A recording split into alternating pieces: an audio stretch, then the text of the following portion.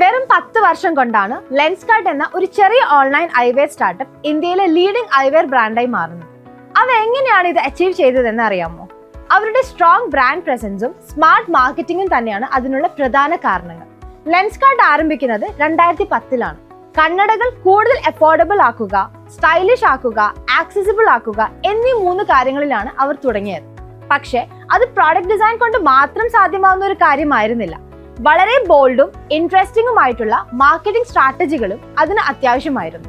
ലെൻസ്കാർട്ട് പരസ്യങ്ങൾ അവയുടെ innovative and relatable കോണ്ടന്റുകൾക്ക് പേര് കേട്ടവയാണ്. Eyes for the world, love at first sight പോലുള്ള അവരുടെ പ്രശസ്തമായ ക്യാമ്പയിനുകൾ അതിനുള്ള തെളിവുകളാണ്.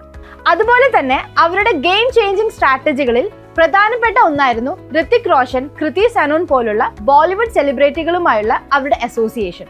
അത് ലെൻസ്കാർട്ട് എന്ന ബ്രാൻഡിലേക്ക് വലിയൊരു സ്റ്റാർ പവർ തന്നെ കൊണ്ടുവന്നു. പിന്നെ എടുത്തു പറയേണ്ട മറ്റൊരു പ്രധാനപ്പെട്ട കാര്യം, ട്രൈ അറ്റ് ഹോം എന്ന ഫീച്ചർ വഴി അവർ നമ്മുടെ ഷോപ്പിംഗ് എക്സ്പീരിയൻസിനെ ശരിക്കും റെവല്യൂഷനൈസ് ചെയ്തു എന്നതാണ്.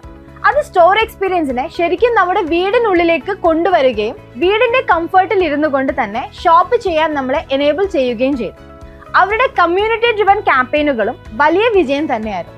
മീമുകളും യൂസർ ജനറേറ്റഡ് കോണ്ടന്റുകളും ഇൻട്രാക്റ്റീവ് പോസ്റ്റുകളും ഒക്കെ ഉപയോഗിച്ച് അവർ കൃത്യമായി ഓരോ കാലത്തെയും കൾച്ചറൽ മൊമെന്റുകളിലേക്ക് ടാപ്പ് ചെയ്തുകൊണ്ടേയിരുന്നു. ഇപ്പോൾ ഐവെയർ മാർക്കറ്റിലെ ഒരു ഡോമിനന്റ് പ്ലെയർ ആയി തന്നെ ലെൻസ്കാർട്ട് മാറിക്കഴിഞ്ഞു. ഇന്ന് ഇന്ത്യയിൽ 500-ന് മുകളിൽ സ്റ്റോറുകൾ ലെൻസ്കാർട്ടിൻ്റെതായി ഉണ്ട്. കൂടാതെ ലെക്സോട്ടിക്ക പോലുള്ള ഗ്ലോബൽ ജയന്റുകളുമായുള്ള പാർട്ട്ണർഷിപ്പ് അവർക്ക് വളരെ സ്ട്രോങ് ആയ ഒരു ഇന്റർനാഷണൽ പ്രസൻസ് കൂടി നൽകുന്നു.